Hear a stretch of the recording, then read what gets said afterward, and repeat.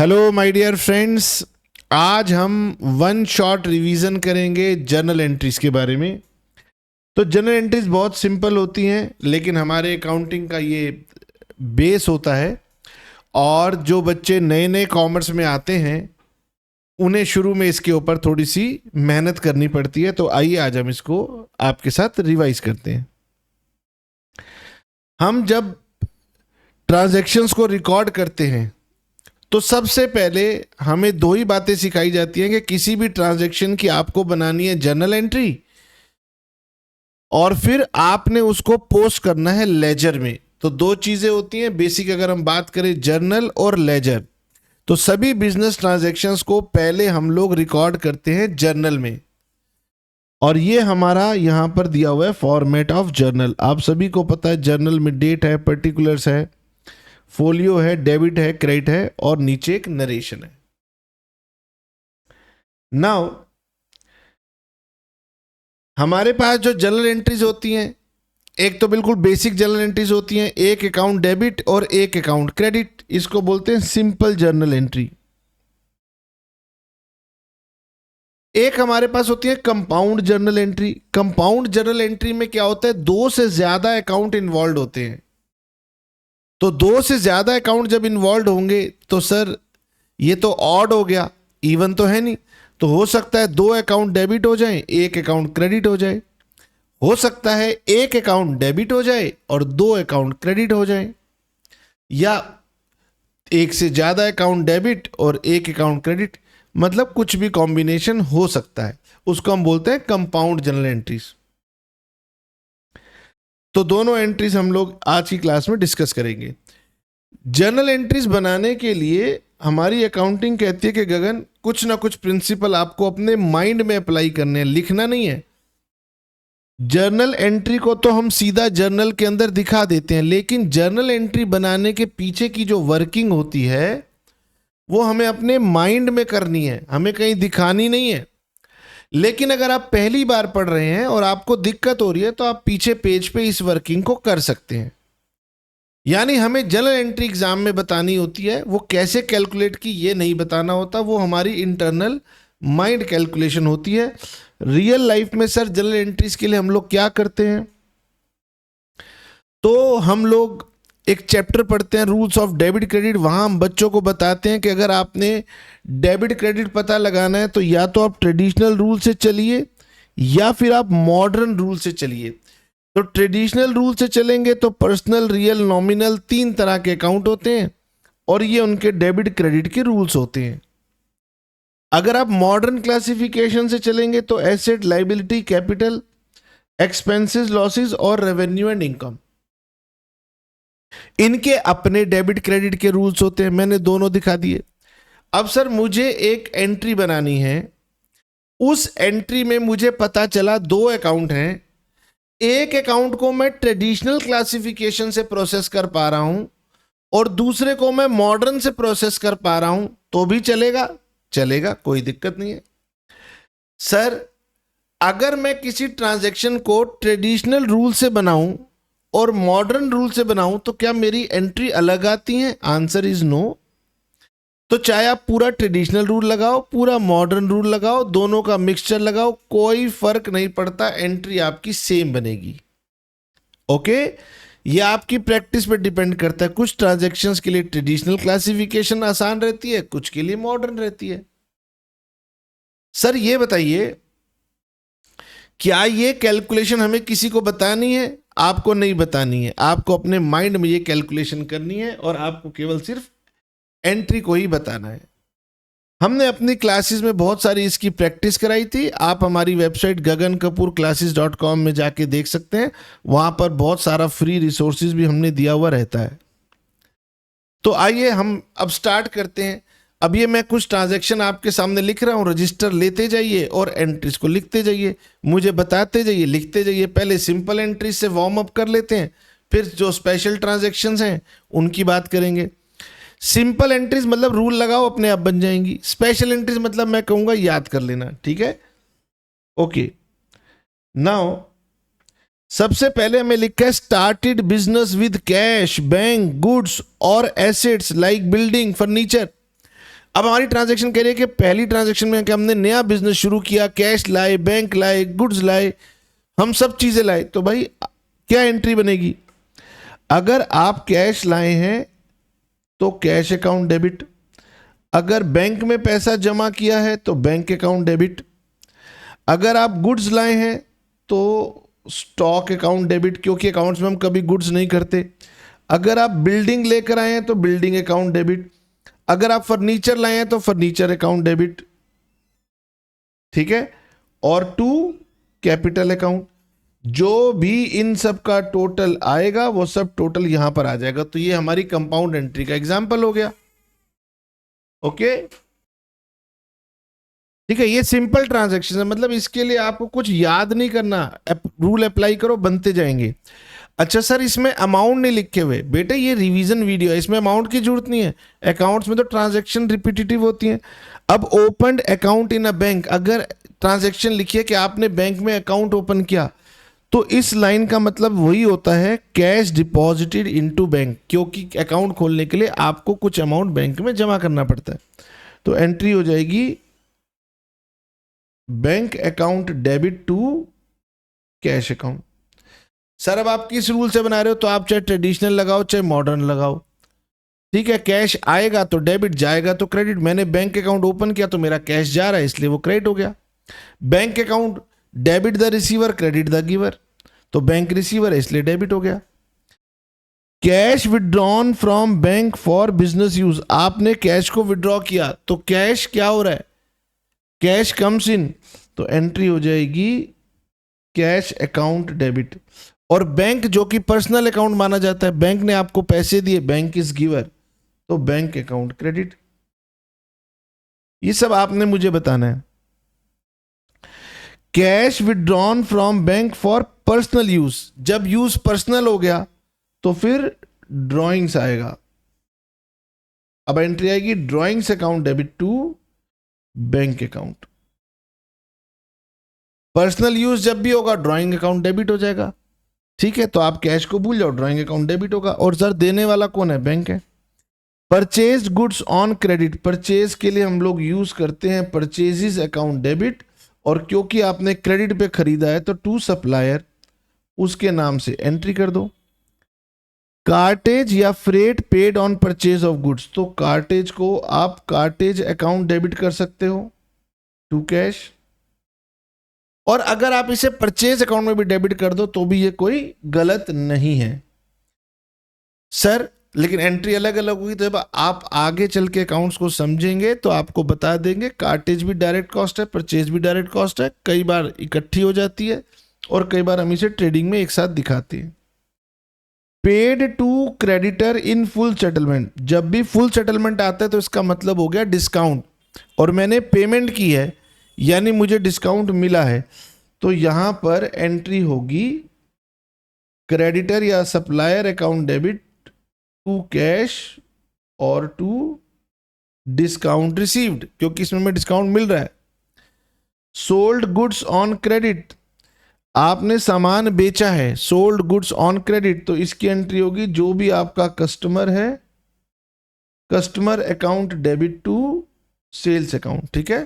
थोड़ा स्पेस कम था इसलिए जरा छोटा लिखना पड़ रहा है। अब आया cartage paid on goods sold, ये थी cartage paid on goods purchased, तो इसको बोलते हैं हम कैरीज आउटवर्ड। इसको सिंपल कार्टेज मत लिखना, इसके साथ आपको लगाना पड़ेगा outwards, carriage outward account debit to cash. Received from debtor in full settlement, आपको डेटर से अमाउंट मिल रहा है इन फुल सेटलमेंट, तो फुल सेटलमेंट का मतलब डिस्काउंट है, और क्योंकि आपको रिसीव हो रहा है तो रिसीव हो रहा है तो कैश अकाउंट डेबिट होगा।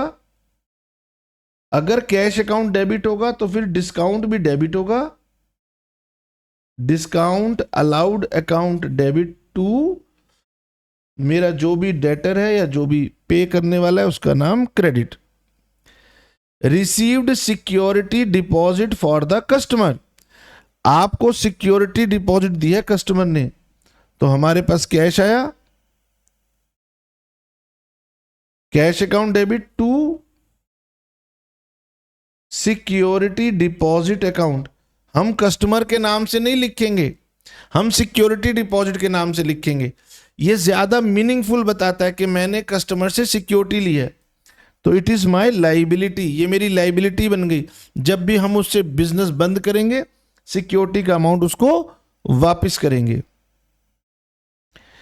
Cartridge freight installation charges paid on purchase of machinery. बेटे मशीनरी को जब भी हम खरीदते हैं तो मशीन अकाउंट को डेबिट करते हैं, लेकिन मशीन को खरीदने के बाद उसको चालू करने से पहले हमारे जितने भी खर्चे लगते हैं, एग्जाम्पल के तौर पे चाहे कार्टेज हो, चाहे फ्रेट हो, चाहे उसकी इंस्टॉलेशन हो, हर एक चीज के लिए हम मशीनरी अकाउंट को ही डेबिट करते हैं। तो machinery account debit to cash. तो हमेशा कार्टेज नहीं होती, हमेशा फ्रेट नहीं होती, हमेशा इंस्टॉलेशन को इंस्टॉलेशन अकाउंट डेबिट मत कर देना। वो किस पर्पस के लिए की गई? सर नई मशीनरी खरीदने के लिए की गई, तो उसको नई मशीनरी की कॉस्ट में ऐड कर दो। डेप्रिसिएशन ऑन मशीनरी, हमारे एसेट्स की वैल्यू में गिरावट आ गई, नुकसान हो गया, तो हम डेप्रिसिएशन अकाउंट को डेबिट करेंगे और मशीनरी अकाउंट को हम क्रेडिट करेंगे। एसेट है मशीन, वैल्यू कम हो रही है, तो एसेट की वैल्यू कम होती है, हम क्रेडिट करते हैं। डेप्रिसिएशन एक नॉमिनल अकाउंट है, एक्सपेंस है, लॉस है। अगर ज्यादा स्पेसिफिकली कहूं तो ये एक्सपेंस नहीं है, ये लॉस है। लॉस में क्या होता है? कैश का आउटफ्लो नहीं होता, तो एक्सपेंस और लॉसेस का ट्रीटमेंट एक ही जैसा है। तो depreciation account debit to machinery. अब आ गया loss of cash by theft. हमारे ऑफिस में या पॉकेट में से कैश चोरी हो गया, बिजनेस का कैश चोरी हो गया, तो लॉस डेबिट, तो loss by theft debit to cash account. Purchase of shares of a company, हमने किसी कंपनी के शेयर्स खरीदे, क्यों खरीदे? इन्वेस्ट किया, तो हम बोलते हैं investments account debit to cash या टू बैंक।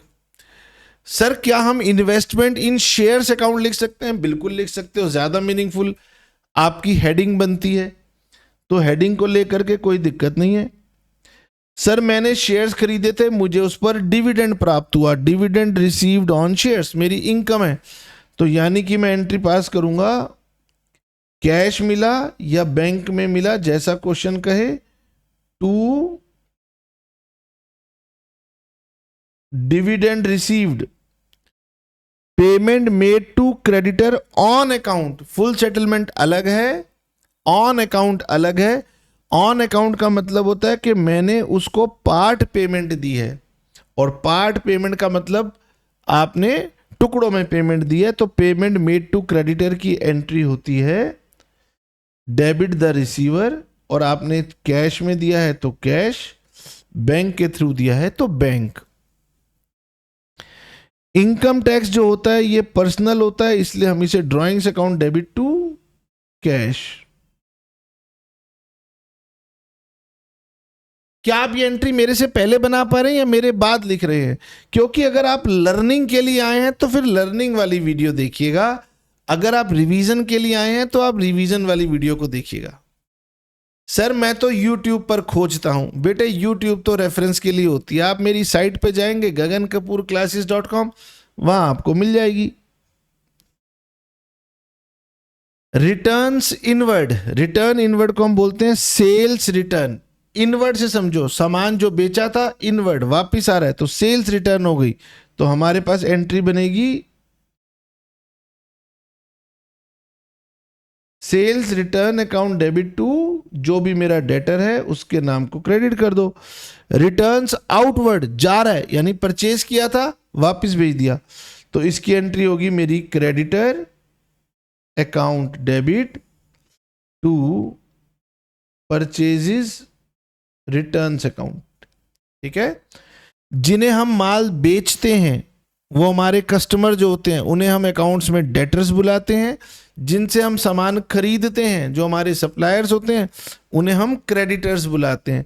तो क्रेडिटर्स मेरी लाइबिलिटी है, डेटर्स मेरा एसेट है। मैंने किसी को सामान वापस भेज दिया तो मेरी लाइबिलिटी कम हो रही है, इसलिए डेबिट हो गया क्रेडिटर। मेडिकल इंश्योरेंस और मेडिकल एक्सपेंसेस ऑफ प्रोप्राइटर के नाम का कुछ भी आएगा तो वो बिजनेस का खर्चा नहीं है। Drawings account debit to cash या टू बैंक। सर प्रोप्राइटर का हो, प्रोप्राइटर के पेरेंट्स का हो, प्रोप्राइटर्स के बच्चों का, सब पर्सनल है। Life insurance premium of proprietor या उसके फैमिली मेंबर्स, तो सर ये भी पर्सनल नेचर हो गया। एंट्री वही बनेगी, drawings account debit to cash और टू बैंक। अब बेटे ये सारी एंट्रीज हमने पढ़ ली, बहुत डिफरेंट टाइप्स की एंट्रीज थी, तो आपको 10 क्वेश्चन करने की जरूरत नहीं है, एक क्वेश्चन में आपको काफी जानकारी मिल गई।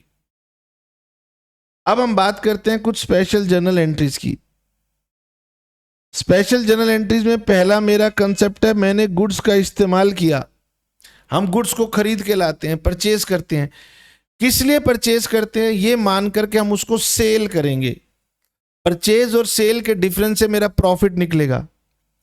लेकिन मैंने सामान को सेल नहीं किया, मैंने उसे किसी और यूज में ले लिया, तो ये मेरी सेल परचेज पैरिटी को गड़बड़ करता है। इसको ठीक करने के लिए हम क्या करेंगे? पढ़िए, अगर आपने गुड्स का इस्तेमाल किसी पर्पस के लिए किया जो कि सेल्स नहीं था, जैसे आपने उसके लिए ड्राइंग्स घर ले गए, चैरिटी में दे दिया, चोरी हो गए, आग से जल गए, आपने उनसे कोई एसेट बना लिया, आपने गुड्स को फ्री सैंपल में बांटा, एडवर्टाइजमेंट जैसी कोई चीज की, then we always credit purchase account. तो परचेज को क्रेडिट करना। गुड्स जब जा रहे हैं सेल को छोड़ के किसी और काम के लिए, तो परचेज को क्रेडिट करना। और किस प्राइस पे क्रेडिट करना? कॉस्ट प्राइस के ऊपर क्रेडिट करना। तो सर डेबिट किसको करेंगे? जिस पर्पस के लिए दिया उस पर्पस को डेबिट करो। जैसे अगर प्रोप्राइटर ने अपने पर्पस के लिए ले लिया तो ड्राइंग्स अकाउंट डेबिट कर दो। चैरिटी के लिए दिया था तो चैरिटी अकाउंट डेबिट कर दो। लॉस बाय थेफ्ट हुआ था तो लॉस बाय थेफ्ट को डेबिट कर दो। लॉस बाय फायर हुआ था तो लॉस बाय फायर को डेबिट कर दो। एसेट बनाने में यूज हुआ था तो एसेट अकाउंट डेबिट कर दो। अगर आपने फ्री सैंपल बांटे हैं तो चाहे फ्री सैंपल अकाउंट लिख दो, चाहे आप एडवर्टाइजमेंट अकाउंट लिख दो, एक ही बात है। और टू क्रेडिट में आएगा परचेजेस, और याद रखना कि ये परचेजेस हमेशा किस पर आता है? कॉस्ट प्राइस पे। इसे पढ़ने के बाद तुम्हें अपनी कोई बुक का क्वेश्चन याद आता है, कोई एंट्री याद आती है, कोई तुम्हें अगर आप ट्यूशन पढ़ते हो तो ट्यूशन के सर का असाइनमेंट का कोई पॉइंट याद आता है तो उसको मार्क करना, कनेक्ट करना। ड्राइंग्स का मतलब होता है पर्सनल यूज। अब पर्सनल यूज जब भी आए तो आपने ड्राइंग्स अकाउंट को डेबिट कर देना है, आपने हमेशा ड्राइंग्स को डेबिट कर देना है। तो सर ड्राइंग्स अकाउंट डेबिट।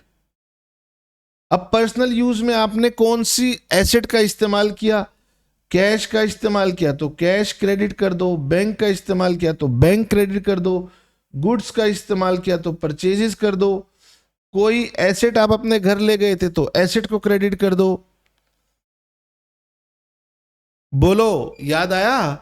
कोई कनेक्टिविटी हो रही है कि सर कोई क्वेश्चन हमने पढ़ा था? चलो, बैड डेट्स, मैंने किसी से पैसे लेने थे और अब मुझे उम्मीद नहीं है कि वो पैसे मुझे मिलेंगे, तो भाई मेरा पैसा तो डूब गया, नुकसान हो गया, तो हम बैड डेट्स अकाउंट को डेबिट कर देते हैं। लेकिन कई बार क्या होता है, मेरा पार्ट अमाउंट डूबता है, पार्ट अमाउंट रिकवर हो जाता है। अगर पार्ट अमाउंट रिकवर हो गया तो फिर कैश अकाउंट डेबिट, जो डूब गया वो bad debts account debit to debtors account. यहां अक्सर ऐसा लिखा हुआ मिलता है कि Rohan become insolvent and official receiver has been appointed by the court, he is paying 75 paisa इन अ रूपी। तो 75 पैसा इन अ रूपी को हम 75% मान लेते हैं, ठीक है। Rahim became insolvent, he has paid 60 paisa इन अ रूपी। ऐसे जो भी होगा उसको आप देख लेना। बैड डेब्ट्स रिकवर्ड, डूबा हुआ पैसा वापस मिल गया। अब एक व्यक्ति यदि पैसा किसी का ना दे पाए तो उसको बहुत गिल्ट रहता है कि यार मेरी बड़ी बदनामी हुई। भविष्य में जब हमें पैसा मिल जाता है तो हम अपनी रिस्पेक्ट कमाने के लिए जाते हैं, हम उस व्यक्ति के पास जाते हैं, हम कहते हैं और कपूर साहब कैसे हो? कपूर साहब परेशान क्या यार, आज क्या किया था मैंने? कह रहे कपूर साहब परेशान ना हो, मैंने आपके कुछ पैसे पुराने जमाने में डुबा दिए थे ना, वो देने आया हूं। तो मैं कहूंगा अरे प्रभु बैठिए, आप तो साक्षात प्रभु का रूप है मेरे लिए, भगवान के दूत हैं।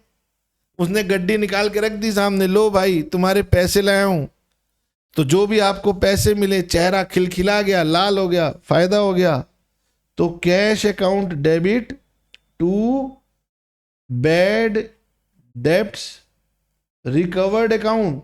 तो यहां अगर लिखा हो कि भाई रोहन ने आपको पुराने पैसे जो डूब गए थे वो दिए, तो रोहन के अकाउंट का कोई काम नहीं है। आप लिखना cash account debit to bad debts recovered, सीधा इनकम में डालना है। हमारे पास रोहन का खाता बैड डेट हो गए थे तो खत्म हो गया था। अगर आपने उसके नाम से लिखा, एंट्री गलत हो जाएगी, मतलब गलत हो जाएगा। Expenses incurred on purchasing asset, अभी ऊपर भी बताया था कि जब भी हम किसी एसेट को खरीदते हैं तो उसे पुट टू यूज में लाने से पहले के जितने भी खर्चे होते हैं वो सब हम एसेट के नाम से डेबिट कर देते हैं। तो अगर आपने मशीन खरीदी है तो machine account debit to cash, चाहे खर्चे का नाम हो freight paid on purchase of machinery, technician charges paid for installation of machinery, कुछ भी लिखा हो। तो जो भी एसेट आपने खरीदा है आप बनाएंगे asset account debit to cash या asset account debit to bank. Sir मैंने एक बिल्डिंग खरीदी और बिल्डिंग खरीदने के लिए मैंने 10 करोड़ रुपए दिए, तो आप building account debit to bank बनाएंगे 10 करोड़। सर लेकिन बिल्डिंग की मुझे स्टेट गवर्नमेंट के पास रजिस्ट्री करवानी पड़ी, उसमें मेरे 5 लाख 10 लाख रुपए खर्च हो गए, तो रजिस्ट्री आपको करवानी पड़ी, गवर्नमेंट को टैक्स देना पड़ा, तो उसकी भी entry building account debit to cash या बैंक होगी। समझ में आया? आप कार खरीदते हैं, स्कूटर खरीदते हैं, तो कार स्कूटर खरीदने के लिए कंपनी को पैसे देते हैं, साथ में गवर्नमेंट को भी पैसे दिए जाते हैं।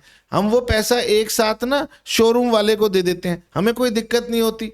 लेकिन कई बार होता है हमने एसेट में कुछ पैसे इसको दिए, बिल्डिंग खरीदी तो जिसने डील करवाई उसको हमने कमीशन दी, तो वो कमीशन भी बिल्डिंग खरीदने के नाम की थी। अगर आपको ये लिखा हुआ मिल जाए brokerage paid for purchasing of building, तो ब्रोकरेज अकाउंट डेबिट मत कर देना, building account debit to cash. क्यों? क्योंकि जब भी एसेट खरीदेंगे उसे इस्तेमाल में लाएंगे, उससे पहले जो भी खर्चे हुए थे वो सारे खर्चे मेरे उसी एसेट के नाम से डेबिट होंगे। तो मैं बिल्डिंग खरीदूंगा, सामने वाली पार्टी को पैसे दूंगा, ब्रोकर को भी पैसे दूंगा, उसकी रिपेयरिंग व्हाइट वॉश भी करवाऊंगा, सरकार के पास उसकी रजिस्ट्रेशन भी करवाऊंगा, भाई इस बिल्डिंग का मालिक बन गया। जब ये सब काम धाम ताम झाम हो जाएगा तभी तो बिल्डिंग मेरी हुई, उसके नाम उसको मैं इस्तेमाल कर पाऊंगा। तो उससे पहले वाले जितने भी खर्चे होंगे वो एसेट के नाम पे डेबिट कर देना। अब आपने पढ़ा, जैसे जैसे आपके सामने ट्रांजैक्शन आएंगी आपको मेरी बातें रिकॉल हो जाएंगी। अब आप कहोगे सर हमने तो पूरी बुक में ऐसी ट्रांजैक्शंस देखी नहीं। तो बेटे क्या होता है कि कई जगहों पर तो वो कहते हैं कि चलो बच्चे हैं उन्हें बुक में जो लिखा है वही उतना ही पढ़ाओ, लेकिन कई जगह टीचर कहते हैं कि भाई अब इस बच्चे को दिखाना है अपनी सुप्रीमेसी, तो वो ऐसी ट्रांजैक्शन पूछेंगे जो आपकी बुक में नहीं दी, तो उसमें बोलेंगे कि बिल्डिंग पे परचेज करने की ब्रोकरेज है, बिल्डिंग परचेज करने के लिए स्टैम्प ड्यूटी है, बिल्डिंग परचेज करने के लिए किसी प्रोफेशनल से कंसल्टेंसी ली है, बिल्डिंग परचेज किया तो उसकी छोटी मोटी रिपेयर कराई है। सर बिल्डिंग खरीदने के बाद उसकी इनॉग्रेशन कराई है, वो बिल्डिंग का पार्ट नहीं है। बिल्डिंग खरीद ली, अब बिल्डिंग आपकी हो गई, आप पूजा कराओ ना कराओ वो कोई एसेंशियल बात थोड़ी ना थी। नहीं सर हमारे यहाँ तो विधान है, पहले हम धूमधाम से इनॉग्रेशन करते हैं, तो कीजिए, उसके एंट्री होगी इनॉग्रेशन एक्सपेंसेस टू कैश।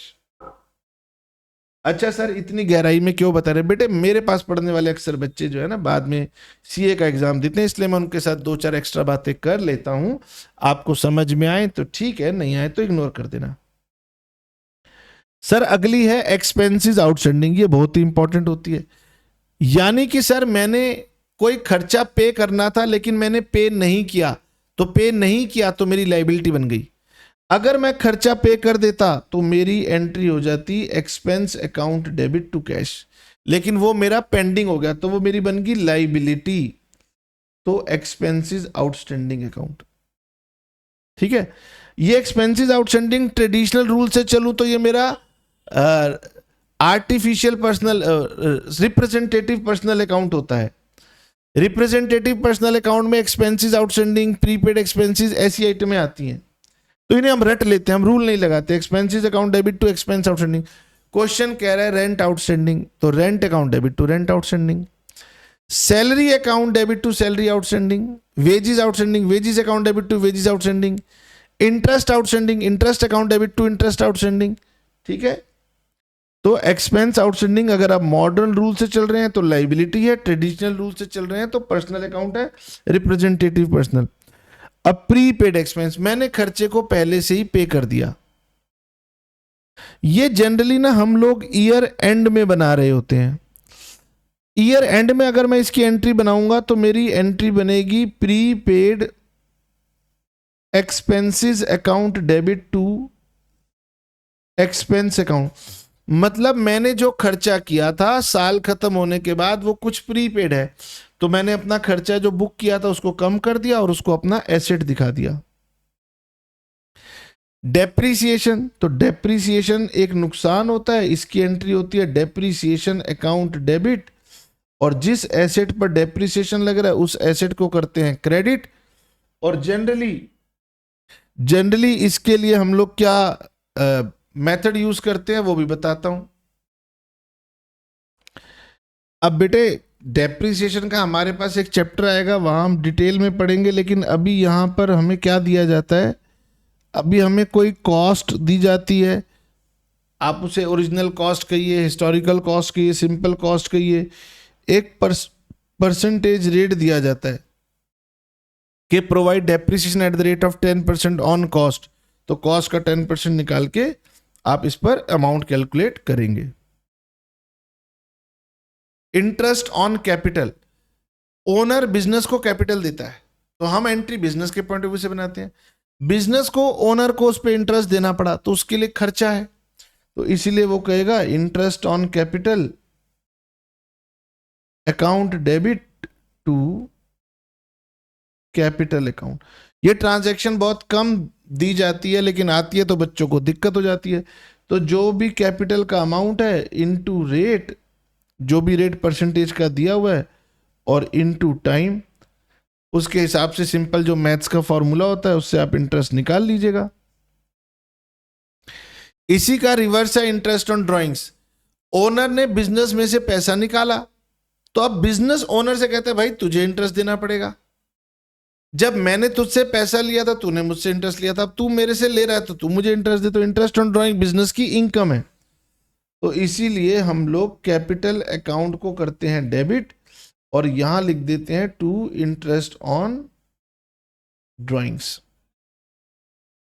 ठीक है, और वही उसी तरीके से हम इसमें इंटरेस्ट निकालते हैं, amount into rate into time. Bank ने हमसे इंटरेस्ट चार्ज किया, तो बैंक ने इंटरेस्ट चार्ज किया तो मैं एंट्री बनाऊंगा bank interest account debit to bank account. Bank ने मुझे चार्जेस दिया। अच्छा, अब देखो बैंक इंटरेस्ट जनरली मुझे देता है, ये मेरी एंट्री फिर गलत हो जाएगी। अगर बैंक ने मुझे इंटरेस्ट दिया है, हम अपना पैसा बैंक के पास रखते हैं, हमारे दो अकाउंट होते हैं, एक करंट अकाउंट एक सेविंग्स अकाउंट। अगर सेविंग्स अकाउंट है तो मुझे इंटरेस्ट मिलेगा, तब मैं एंट्री पास करूंगा bank account debit to bank interest, ये मेरी इनकम हो जाएगी। बैंक चार्जेस, तो ये तो अपना नाम ही बता रहा है कि सर मैंने चार्जेस दिए हैं बैंक को, बैंक चार्जेस खर्चा है डेबिट टू बैंक अकाउंट। अब डिस्काउंट को लेकर के अक्सर हमारी बहुत ज़्यादा लंबी क्लासेस होती हैं, हमें समझाना पड़ता है कि दो तरह के डिस्काउंट होते हैं, एक होते हैं ट्रेड डिस्काउंट, एक होता है कैश डिस्काउंट। अब ट्रेड डिस्काउंट का मतलब क्या है, आप मान लो कोई चीज लेने गए, उसके ऊपर एमआरपी लिखा हुआ है 1,000 रुपये, हमने बोला दुकानदार को यार बड़ा महंगा है, मुझे नीचे कह रहे भाई साहब रुको रुको, ये तो लिखा हुआ प्राइस है, मैं आपको इतने में थोड़ी दे रहा हूं, मैं इसको डिस्काउंट करूं। हमने कहा अच्छा जल्दी कर। उसने कहा लेस 60%, 600 रुपये कम किए, 400 रुपये। तो मेरी को जो कॉस्ट लगी इस रिमोट को खरीदने में वो 400 रुपये लगी। ओके, तो हमारी अकाउंटिंग का एक कंसेप्ट है, वो कहता है गगन तुम्हारी रियल कॉस्ट क्या है, लिखी हुई प्राइस तुम्हारी कॉस्ट नहीं होती। अब आजकल क्या है कि आजकल कोई किसी को कोई डर नहीं है। एक जमाना होता था जब गवर्नमेंट एक रूल बनाती थी कि भाई जब तू 1000 रुपए इसके ऊपर लिखेगा ना तो तेरे से 1000 रुपए पे टैक्स लूंगी। तो इंसान डरता था कि भाई ये चीज 100 रुपए की है, मैं 1000 रुपए कैसे लिख दूं। अब आजकल क्या है, एमबीए आ गई है, एमबीए पढ़ने वाले लोग बहुत होशियार होते हैं, वो कहते हैं भाई मॉडर्न जमाना है यो। तो यो वाले जो लोग होते हैं ना ज्यादा होशियार बनते हैं, वो चालाक होते हैं। वो कहते हैं मुझे कंपनी ने तनख्वाह दी है कमाई करने के लिए। वो क्या करते हैं, वो कहते हैं देखो सरकार ने तो अब ये रूल हटा दिया, जीएसटी में ऐसा कोई रूल नहीं है कि आप इस पे क्या प्राइस लिख रहे हो, तो वो इसके प्राइस बढ़ा देते हैं, उस पर लिखते हैं 1000 रुपए।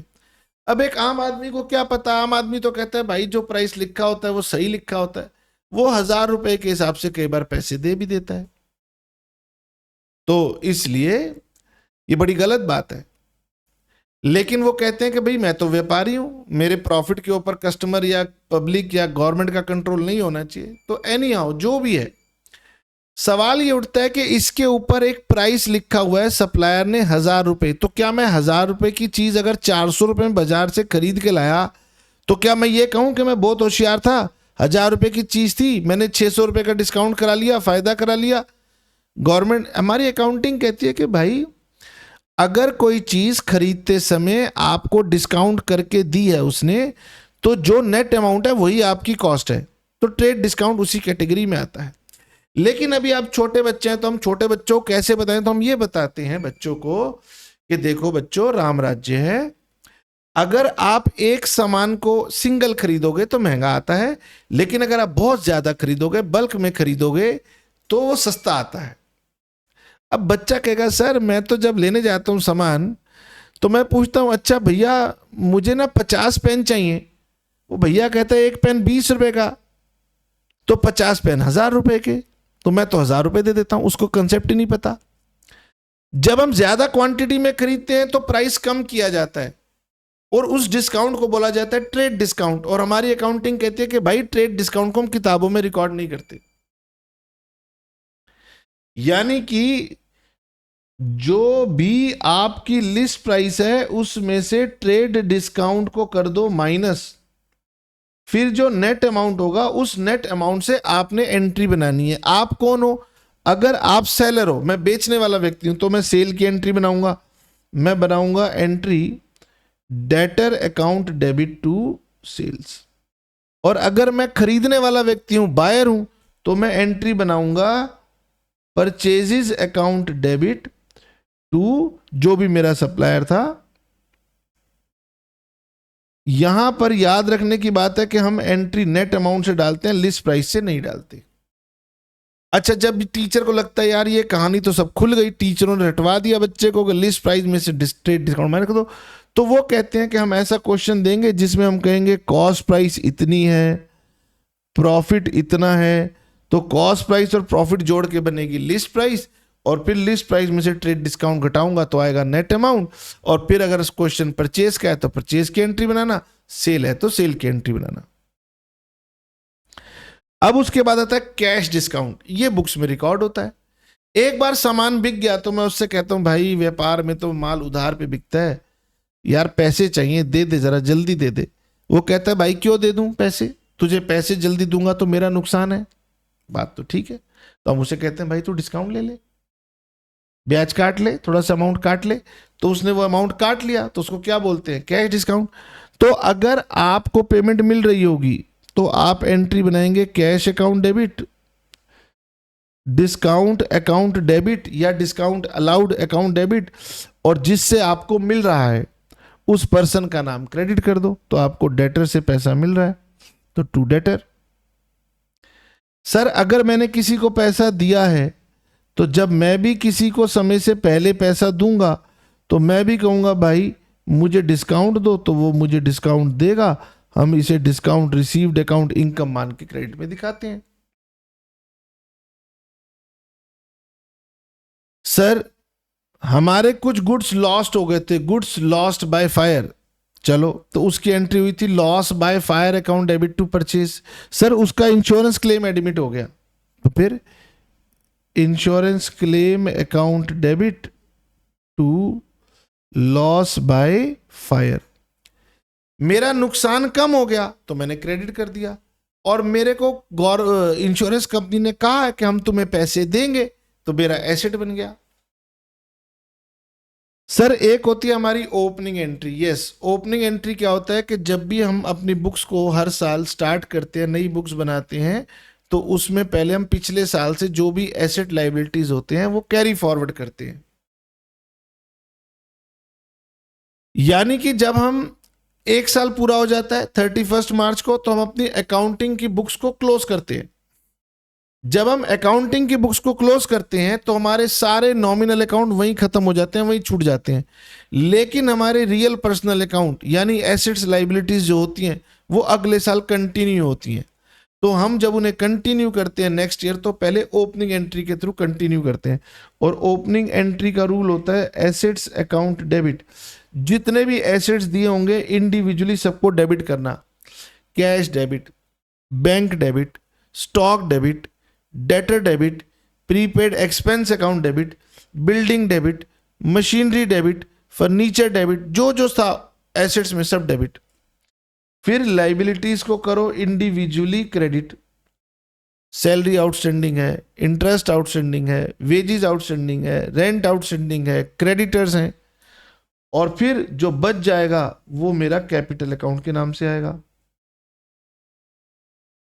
This is called my opening entry. ठीक है। अच्छा, फिर एक वर्ड आता है रिबेट। सर रिबेट क्या है?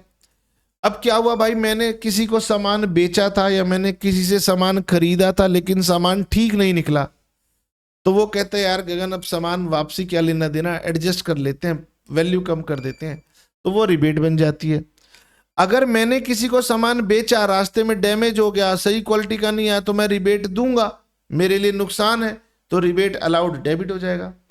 और अगर सामने वाले ने मुझे बेचा था, वो कहता है अच्छा गगन कुछ पैसे काट ले, अब इसको एडजस्ट कर ले, तो मैंने कहा चलो ठीक है, मेरे लिए हो गई इनकम, तो मैं उससे बोलूंगा रिबेट रिसीव्ड। ठीक है। तो ये हमारी फास्ट ट्रैक रिवीजन थी, हमने इसमें सारी एंट्रीज बता दी हैं। आपको अगर समझ में आई हैं तो आप जाइए बुक में, आप जो जो एंट्रीज में आपको डाउट है चेक कर लीजिए, अब आपको वो क्लियर हो जाएंगी। सर समय तो बहुत बचा है अभी, अब आगे क्या कराएंगे? तो आगे क्या कराएंगे, आपको बोलेंगे भाई बुक्स में खोलिए, बुक्स में जो आपकी, हम तो ज़्यादातर टीएस ग्रेवाल की बुक फॉलो कर रहे हैं, टीएस ग्रेवाल की बुक खोलिए, वहां पर इलस्ट्रेशंस में जाइए, कंसेप्ट पढ़िए, तो आपको क्लियर हो जाएगा। ठीक है। अच्छा, आपको अगर हमारी वीडियो अब यूट्यूब पर देख रहे हैं तो ज़रा कमेंट करके बता देना कि ठीक है सर हमें कैसा लगा। और अगर आप हमारी वीडियोस को हमारी वेबसाइट पे देखेंगे तो आपको ज़्यादा फ़ायदा मिलेगा, वहाँ पर हम उसके नोट्स भी लगाते हैं, सब कुछ करते हैं। अच्छा, अगर आप मेरी वीडियो देखते हैं, पसंद आती है, तो ज़रा यूट्यूब पे देखा तो चैनल सब्सक्राइब करना है, मेहनत के कुछ तो मिलना चाहिए ना। दोस्तों को रिकमेंड करना है, दोस्तों को बताना है कि हाँ भाई अब तुम कॉमर्स में आ गए हो, तुम्हारे अकाउंट्स में या अकाउंट्स रिलेटेड कोई भी सब्जेक्ट भविष्य में भी 11th में, 12th में, सीए में, कॉलेज में, बीबीए में, एमबीए में, एमकॉम में कहीं भी दिक्कत है तो एक बार गगन कपूर की वेबसाइट चेक कर लो। हमारी वेबसाइट पे हाँ कई सारे फ्री रिसोर्सेज भी मिलते हैं, और यहां से बेहतर हम वहां पर फ्री रिसोर्सेज देते हैं, नोट्स के साथ देते हैं। ठीक है। और बाकी हमारे पेड कोर्सेज बहुत रीजनेबल होते हैं, आपको काफी फायदा मिलेगा अगर आप ज्वाइन करेंगे तो। पहले से ज्वाइन कर रखा है तो बहुत बहुत धन्यवाद है। चलिए मिलेंगे नेक्स्ट क्लास में, tata bye bye, see you.